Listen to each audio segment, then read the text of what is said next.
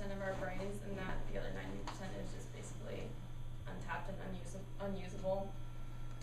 The origin of this myth is said to be back in the early 1900s and started with a guy named William James. And it originated in the book that he wrote called The Energies of Men in 1908. Dr. Rachel C. Freeman and Dr. Aaron E. Carroll did a brain mapping research that showed areas of the brain that were active. So basically how that works is it shows electrical activity in the brain, and it uses color codes to show where that activity is located.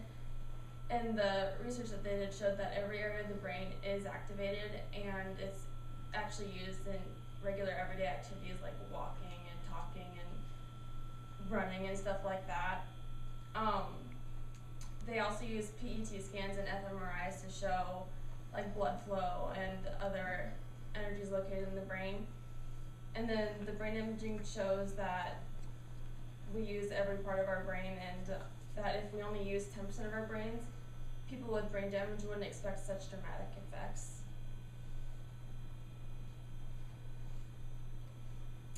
So in conclusion, there wasn't any evidence to support that the myth was true.